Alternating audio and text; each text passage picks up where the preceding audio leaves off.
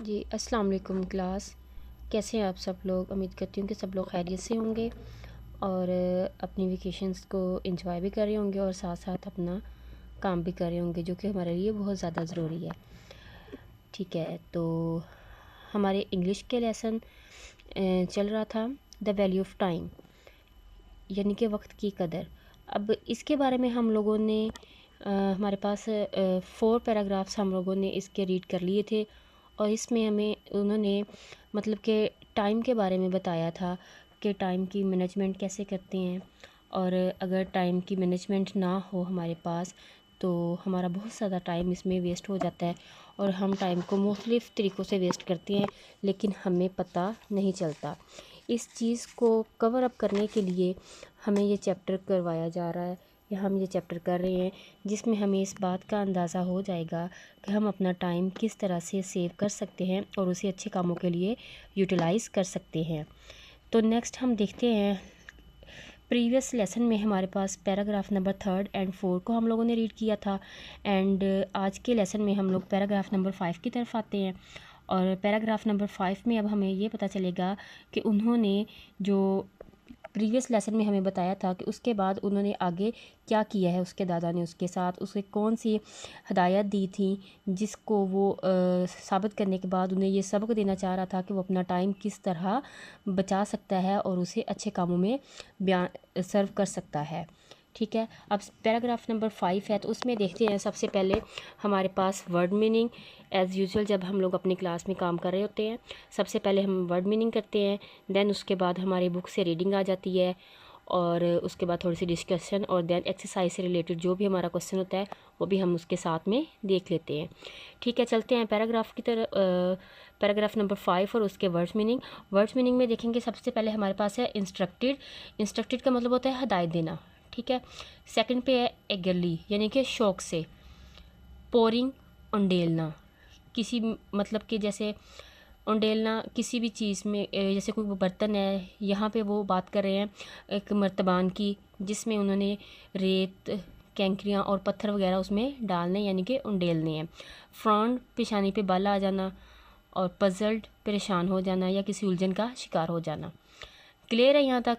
ये हमारे पास 4 से 5 हमारे पास वर्ड्स मीनिंग है। इन्हें आप लोगों ने अपनी रूटीन के अकॉर्डिंग अपनी नोटबुक पे राइट कर लेना है, इसी तरह नोटबुक को अरेंज करके अच्छे से, और देन हम लोग अपने रीडिंग की तरफ आते हैं। और रीडिंग के लिए आप लोग अपनी बुक्स ओपन कर लें और साथ साथ अपनी नोटबुक भी ओपन रखें, ताकि आप लोगों को जो वर्ड मीनिंग है ये साथ साथ आप लोग राइट करते जाएँ, ताकि बाद में आपके लिए टाइम मैनेज करने में आसानी हो, यानी कि आप लोगों का भी टाइम वेस्ट ना हो। क्लास के दौरान साथ साथ जैसे जैसे रीड करवाया जाता है, काइंडली आप लोग अपना काम साथ साथ करते रहें।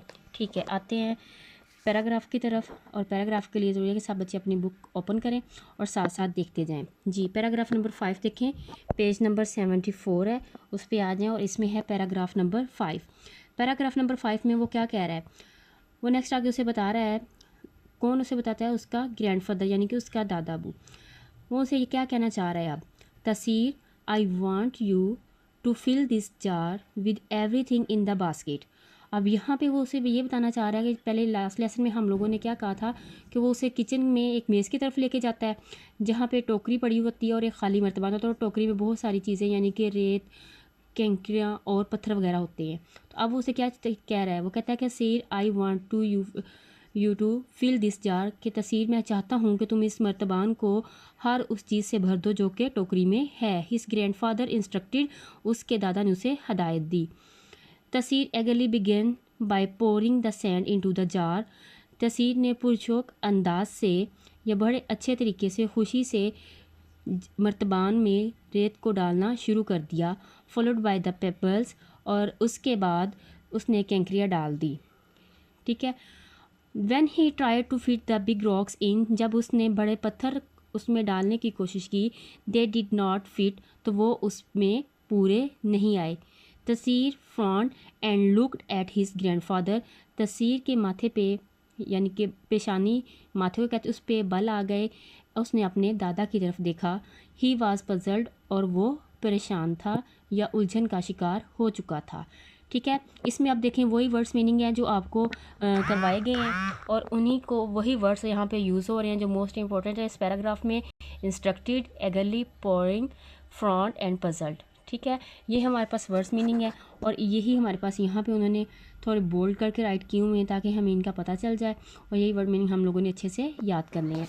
अब यहाँ पे हमारे पास ये ट्रांसलेशन भी दिया गया है और उसके बाद अब हम लोगों ने ये देखना है कि एक्सरसाइज में इस टॉपिक से रिलेटेड हमारे पास कोई क्वेश्चन है तो उसे हम किस तरह कवर करेंगे। एक्सरसाइज में आते हैं तो इसमें हमारे पास 9th क्लास, ये देखें क्वेश्चन नंबर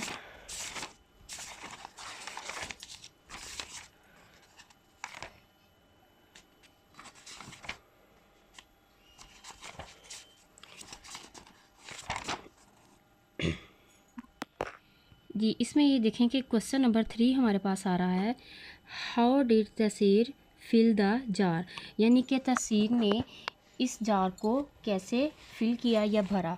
तो उसका आंसर है Tasir first poured in sand and pebbles, के तसीर ने पहले उसमें रेत और कंकरियाँ डाली, but the big rocks would not fit, और उसके बाद उसने उसमें बड़े पत्थर डालने की कोशिश की जो कि उसमें पूरे नहीं आए। क्लियर है, ये बेटा हमारा इस टॉपिक से रिलेटेड, पैराग्राफ से रिलेटेड क्वेश्चन था और साथ में हमारा वो भी अब क्लियर है। Okay, thank you.